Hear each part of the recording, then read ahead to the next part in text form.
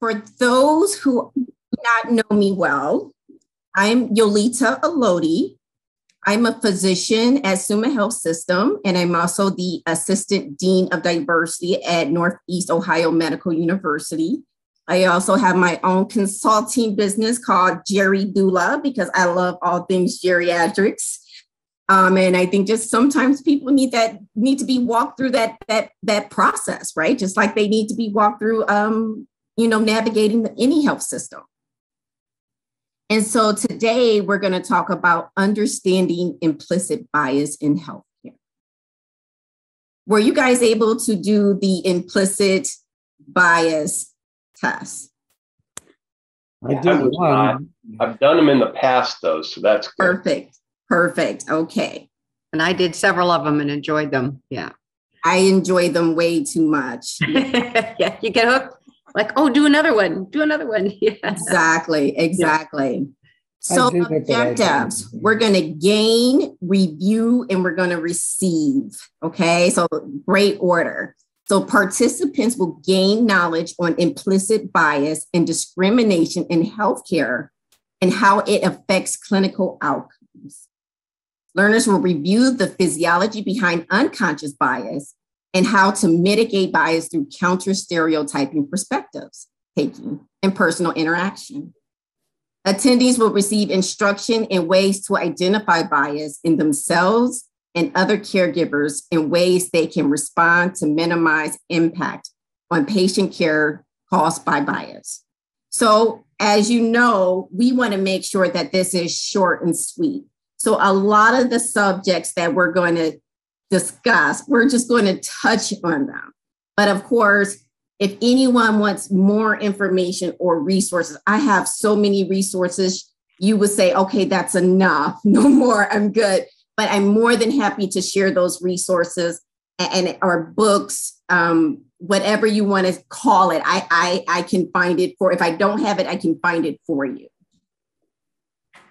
So before we get started too well, you guys, if you don't have Slido on your phone, you can also go to slido.com and put in GHA because I'm going to ask some questions.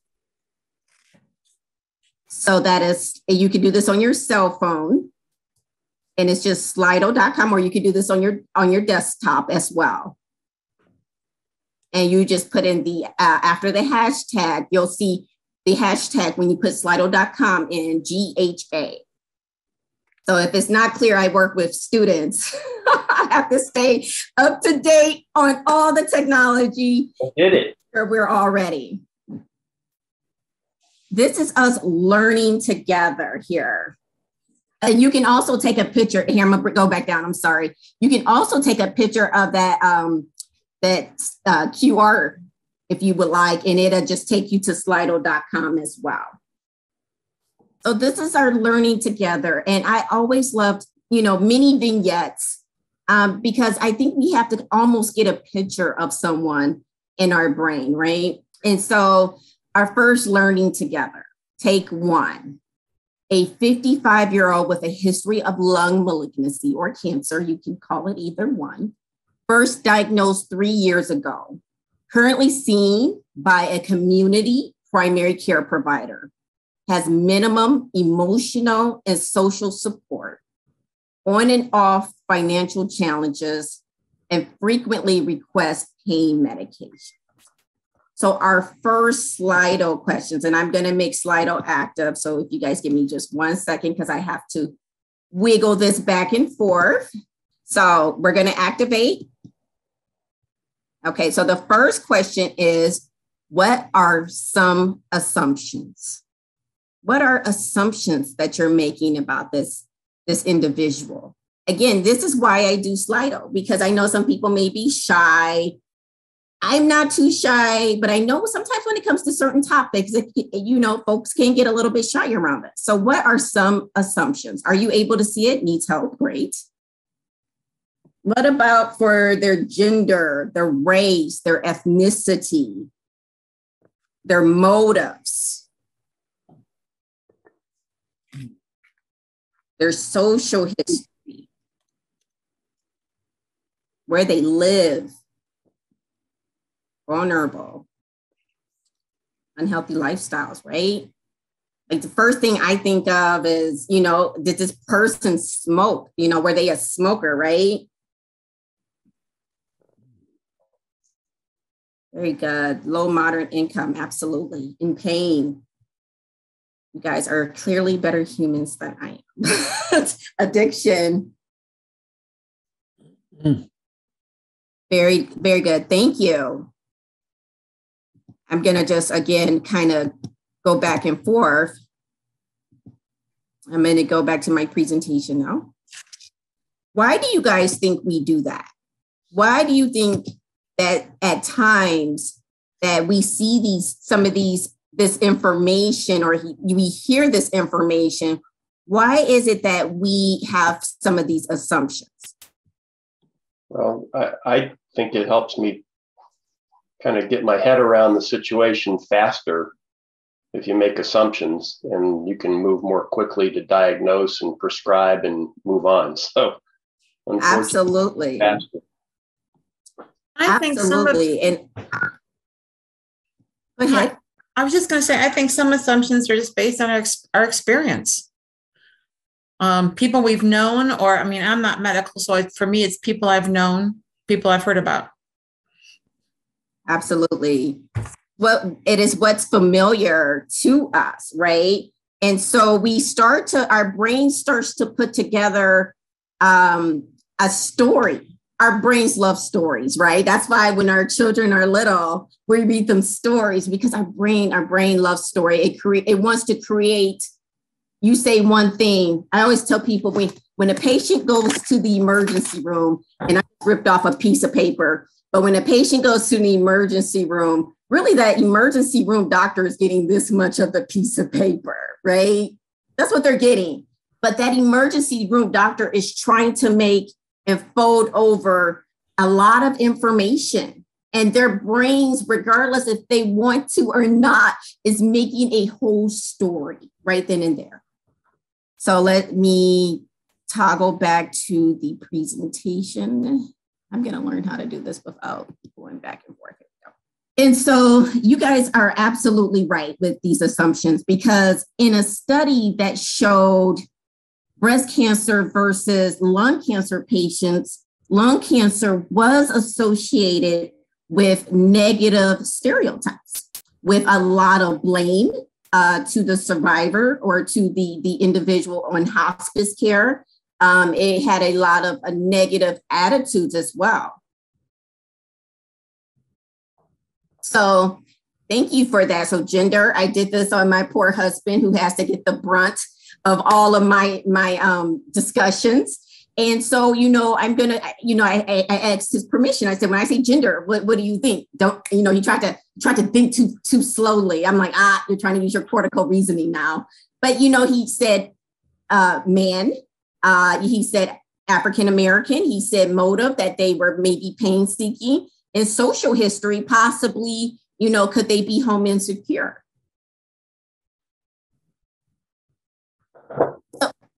So some definitions to put us all at the same level here is, we're going to talk about bias, unconscious, implicit, explicit. We're going to just kind of touch on a little bit of health equity and health disparities, because these terms are, again, extremely important. So we want to be on the same page for all of them. And by the way, this is very much, I do these in person, and this is very much casual. This is a discussion. I don't call myself by any means, that's why I call myself Jerry Dula, by any means an expert, right? Because this field of what we call JEDI work, justice, equity, diversity, and inclusion, it is fluid. It is dynamic. The moment you think you pinned it, there's something else. So again, I am not an expert, so this is a discussion. So if anyone has any questions, please feel free to ask, or comments or statements. That would be great. So bias is a prejudice in favor or against one thing, person, or group compared with another, usually in a way that's considered to be unfair. Biases may be held by an individual, group, or institution and can have a negative or positive stereotype attached to it. So what is this thing called implicit bias? Well, really, that is when you are not conscious of it, right? You are unconscious of what is happening. And these things can be, implicit bias can be good or it can be bad. Our brain made them for a reason. So I have to know, I have to think that this was made for a positive reason. Okay. And then explicit bias is going to be your outward, more descriptive, more fluid, more out there type of bias that you kind of wear on your sleeve. Again, this can be good or bad. I have explicit biases that are good, that are bad. I will not take the garbage out. I just won't. I'm just going to stare at it until it magically goes out by my husband. And that is a really bad thing that I know this, and it is what it is. I'm working on myself. I'm in work in progress. Okay. What can I say? And so, we need to at least recognize some of these biases. So connected to implicit bias, though, is false correlation. Is seeing a relationship between things when relationships don't actually occur. So there's a relationship that you're pinning together that really just doesn't occur. Confirmation bias, overweighing of evidence consistent with a favorable belief, basically making something fit that just doesn't fit, right?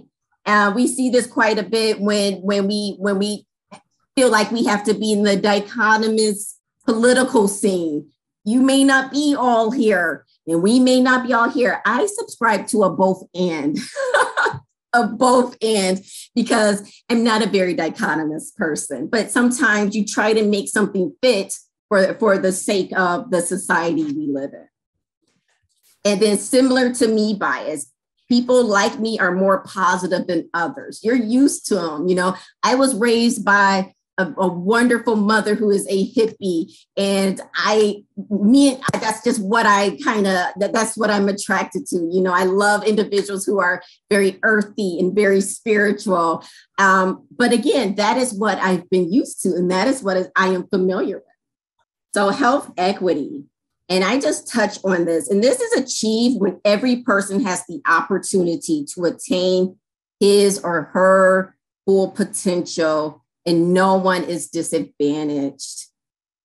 And I can't say that enough, that this is what Grace House is doing. This is why, after being, asked about the beautiful request to join the board, this is what really said to me, this is what really goes with your core values. I don't join anything that is not, that joins and correlates with my core values, right? And so this is what they're doing. They're making sure that individuals, even if disadvantaged, gets the same care. It's the same, not equal care, right? But equity. There's a difference.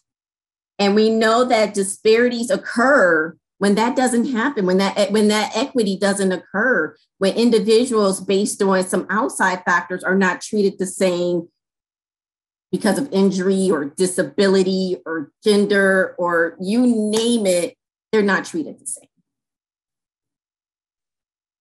So why does this happen? I am not going to go through this whole study, even though I would love to, because I love all things brains. But this is the science behind implicit bias. There's a science behind all of this, right? And so there was this study that came out where they looked at MRIs, and they showed folks pictures of unfamiliar individuals. And then they saw what happened with the functional MRI. And what ended up happening with that functional MRI was it lit up in the amygdala section. And it's, wow, the amygdala section is responsible for emotional learning. But just like with anything in life, that is not done in silos, right?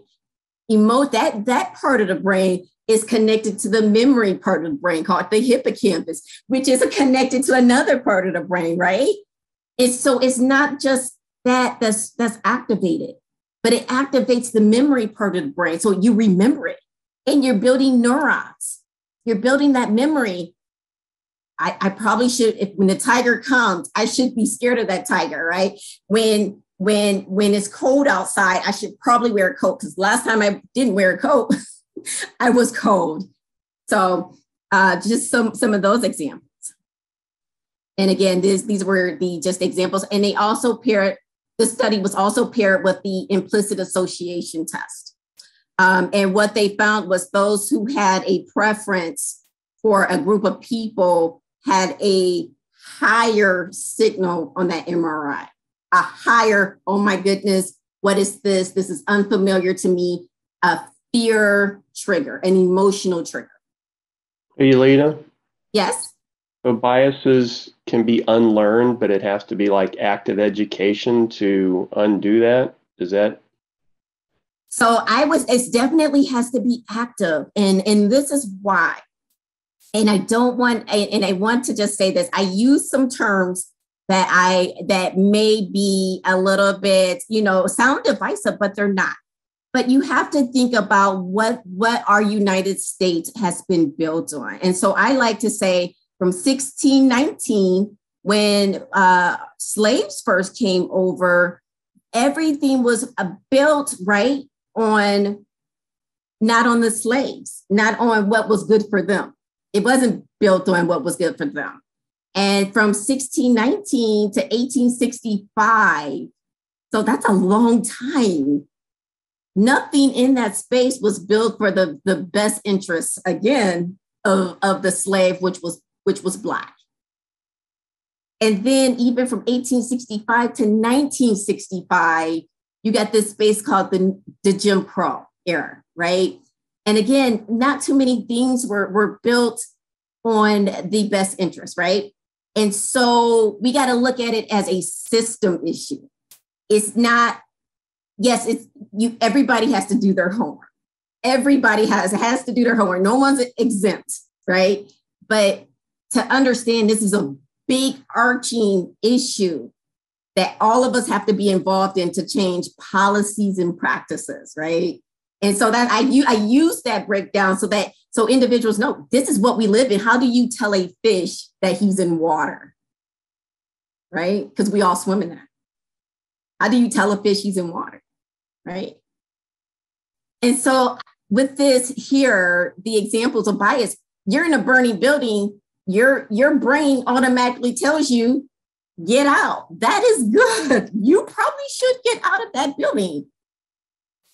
And again, even though you see these individuals at football games, et cetera, at some point you probably would have seen my husband doing something like this as well. But snow is cold. You should probably put some clothes on. But these guys are just out having probably a little bit of college fun. That movie 13th was such a re-education. I mean, just kind of walking me step by step from the beginning of slavery through, today, the history of institutionalized systemic racism. And my wife and I, when we were down in Alabama, went to there was a center in Montgomery for civil rights. And it actually had, basically the 13th was set up in a very physical way, and you kind of walked your way through history. And then I listened to all the presidential biographies over about a 10-month period, because it kind of got me started on trying to understand the evolution of racism and how it became institutionalized. And it was amazing how every one of our presidents perpetuated it, built on it. And then when they became aware, hey, this doesn't feel right, they always kicked the can down the road and just said somebody else is going to have to take care of this. And of course, the war came in 1862. But I mean, our presidents institutionalized it. Woodrow Wilson started be, separate but equal within the civil service sector. I mean, our president literally thought he was doing the world a favor by segregating workers into, black departments versus white. And that was kind of like the beginning of where the government really codified that. So it's just yeah. Well, anyhow, I'm rambling now, but I started it with that movie 13th, but there's a lot of information and great stories out there to help us understand how this has come to be. Absolutely. Thank you for that. That is a great documentary. And there's also just finished a book club with my church that is mixed race. And I read for the third time, The Sum of Us by Heather McGhee. And so if you get a chance, it talks about how racism hurts us all. It hurts us all because it's just the same concept. When you take care of the lowest, the most vulnerable of us, it uplifts us all. All of us is uplifted. When you make a policy for the poor resident that was a single mother, right, during residency to get some help, then you start looking at the whole population like, wait a minute, that resident probably needs help, and that resident physician needs help, and that one needs too. And and it helps everybody grow. It makes everybody better. And now they have paternity care even in residency programs. I'm like, wow, where did this come from? So I'm looking at this, right? And what is this? How does it make you feel? You got a roller coaster, and I was just down in Florida when that poor kid fell in Icon Park from the drop. I have the ocean here, and I just have some of the things that just make me kind of shake in my boots here. Some people might feel like this is great and fun and exhilarating. This is great. I mean, my son would look at this problem and try to conquer it because he's clearly smarter than me. But we all have different feelings when we look at these pictures, right? Because our feelings are based on what our neurons have placed together, how we were able to make and build connections. All right, look at that beautiful word cloud. So we're going to go to the next question here. And I think we talked about that. So you know what? I'm going to skip that. I'm going to go here. Which IAT did you take and why? Or have you taken in the past and why? And you guys, if you want, since it's not a big group, we can even say this out loud if you're comfortable. What's IAT? So the implicit association test. Oh, okay. I know I took IDI certified, and we had an element of that. So I'm not sure what test we took as part of it, but I took the age and I took the weight. Okay. Weapons. I have a Biden versus Nixon. Okay. And I took the age and the career and the racial one. Anybody want to talk about how they did? Well, I have to say, after being in geriatrics an entire career, that it said that I enjoy being with young people more than older people. And you said that's the lies they tell. Yeah, I was shocked. Yeah, I think that was wow. I got to think a lot more about that. Yes, Barb, I took the test for the same one at one point for geriatrics. And let me tell you, I've been in geriatrics all my life. My mother's a missionary. So, and I live with my grandparents. It was just easier that way. So I say I've been a lifelong geriatrician. And when it said that I prefer young adults to, I said, I'm a teenager. That just made my grandmother early. Are you kidding me? I was really surprised, but it's really made me think. Yeah. Okay, but they're not better than anybody that's over the age of 65. I'm sorry to tell you. No, absolutely not. We did the weapons one. I thought that was interesting, and it put me slightly biased towards the weapons was you choose a weapon or a harmless object, but then they also pair you with black or white. And where I was getting confused was when they switch you from choosing the E or the I. Like I had to stop and think, like, what am I supposed to be choosing? Like I wasn't having a problem saying harmless or weapon or black or white, but I was having a hard time choosing E or I. Right. So the whole test taking, it was just interesting. It more of these. It really is. I appreciate, and I really encourage you guys to take these tests and to learn from them. I can't tell you, it has been such a wonderful thing for me to be able to just have this space where I'm able to talk about my results, because sometimes I have to say they're kind of traumatizing. Yeah. They're a little bit traumatizing something here. Okay, here we go. And I just have a brief video that I will share, because there's a reason why we get these, right? It didn't give me the option, so I'm going back here and doing it again. That's what I did.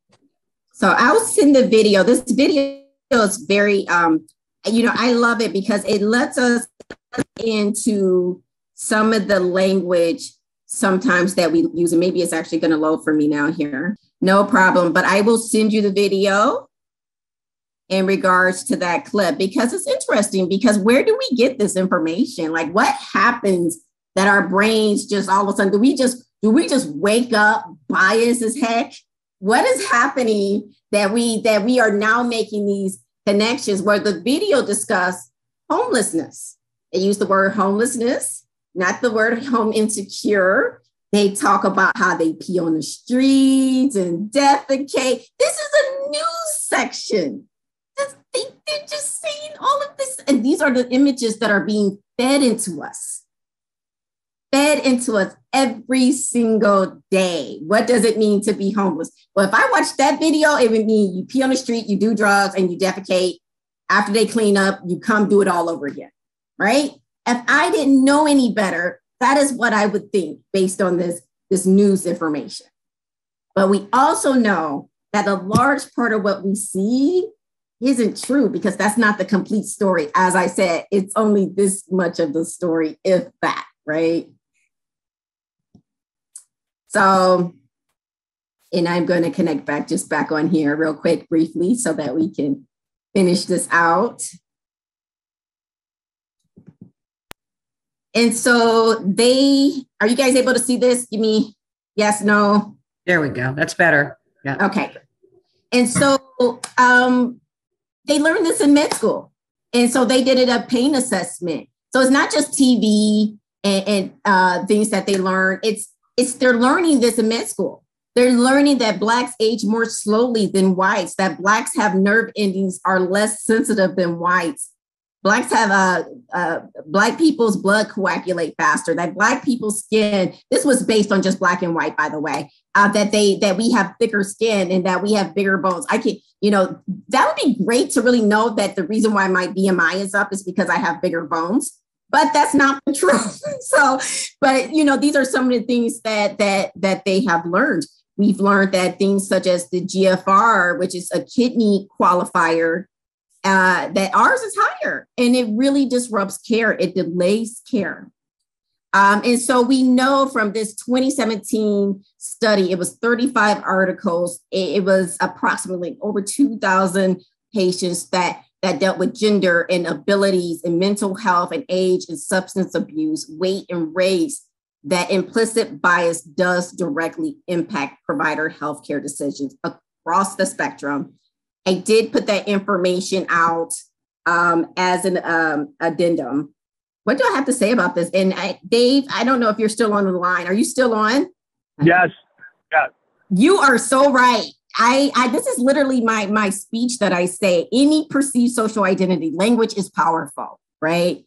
It can inspire movements such as Martin Luther King, or destroy, devastate, and destruct right? It leads to many to resonate, harm, and kill many. Language is regional and cultural, right? And so we have to be careful in the words that we say. You brought up the word chapel, right? But, you know, a lot of times we use the word poor or addict or urban or minority or underrepresented in medicine. We don't even use that word, right? Non-compliant, that tells me nothing. That didn't tell me that they gave their car to their grandson to drive to the prom and he crashed it and now they can't go get their medications, right? That tells me nothing to say non-compliant. Drug seeking, I hear this all the time, train wreck or underdeveloped. So my question to you is, what kind of language do you hear that makes you kind of just pause?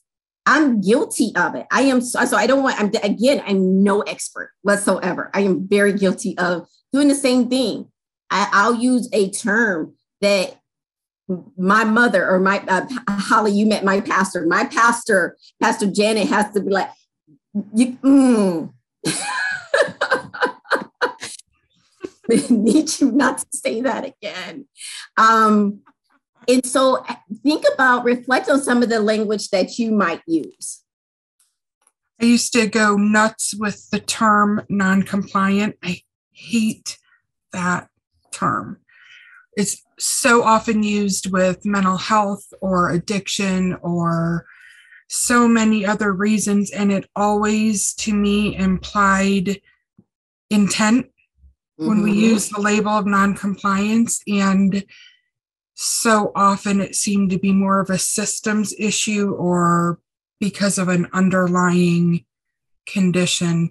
And as soon as you see that word non-compliant, it seemed like healthcare professionals just wrote that person off, you know, and I hate that word.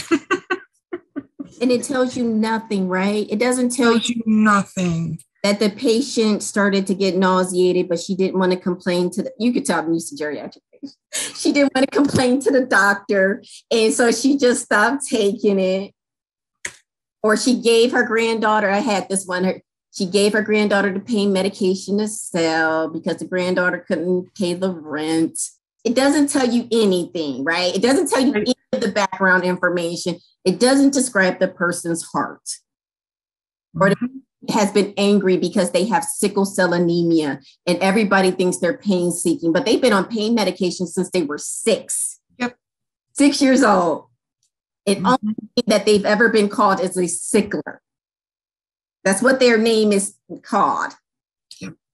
And now they're angry and people can't understand why this patient, this beautiful human is so angry. Or if they dissociate, Holly, when you go in the room and the patient is just kind of like in a different world, you're like, hello, you know you have sickle cell or diabetes, but they've been so chronically ill that they dissociate. Yeah. And it's heartbreaking. So, but if we start to ask the question, not what's wrong with you, but what happened to you, we'll get a little bit more. And if we start to tell the story, again, our brains love stories anyway, it's going to be more complete than this language that does nothing, because this language is carried on. It's carried on just like the little things that I do, right? It's not the good things I say to my kids. It's the negative things I say to my kids that they remember. That's right. I'm just too tired tonight. I know you read really well. Why don't you read yourself a book tonight? Those are the things, but so those are the things that are generated. The patient that gets called demented. Those are the things that go from, documentation to documentation to documentation, right? Doesn't tell me that the patient had delirium in the hospital, right? So these are just some of the other information. You could tell that this is what I live for, and to how to mitigate connection. Connection is so important. Disconnection is a disease. We have to acknowledge someone for who they are. This is cultural humility. Self-reflection, that is building a bridge. When you start to self-reflect and say, hey, I really been reflecting. Ooh, those words, that is a bridge. That is standing in the gap for the patient. Even if they can't do that because they are sick, you are standing in the gap for that patient. And then you protect, yes, the patient that was angry or dissociative or avoided. You're saying, you know what? I don't understand your life and I did not walk a mile in your shoes, but I'm going to stand here and I'm going to give you the best love that I know to give to you. And it starts with awareness. It starts with the, awareness of whether you do this yourself or you go into the implicit association test or you take whatever test you feel may be helpful. It has to start with awareness. Could this be happening? Could I have some implicit biases that I'm not recognizing, right? That I don't know of. And so for this patient, let's take it back. She's a 55-year-old healthy West Indies female without a history of smoking, but exposure to radon. A lifelong marine life researcher on a tight grant budget recently moved from Alaska. Alaska has the highest rates of radon exposure. Establishing care only after having extreme pain. So she's, of course, going to say, I need pain medication. And she has minimum support because guess what? She's in Ohio, but all of her family lives in Alaska. And so that gives us a better story, more information than just to kind of build around with those holes. I leave you guys with this. You have inequality, which is unequal access to opportunities. You have equity, right? Custom tools that identify and address inequality. So you got the little kiddo here with the thinking tree that has a little bit of a larger ladder, right? But then you have justice, right? Where you just fix the system. And I am always a system person. How can we fix the system? And that is exactly what Grace House is doing. Grace House is trying to fix the system. So thank you very much for your attention.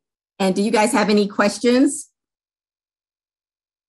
No, thank you. But thank you very much, Yelita. Yeah. This was very informative. Great, thank you. That's awesome. A lot of food for thought. Yeah. Thank you. Thank you. Thank You did you. a great You're job. welcome. Thank you, Yolita. You are welcome. I hope you guys have a blessed day. If you have any questions after the fact, please give me a text, call, email. Happy to answer them. All right, thanks. And Thank happy you. Friday and have a great weekend, everybody. You, everyone. Stay well. Thank you. Agree. Thank you. Bye. Bye. Bye-bye.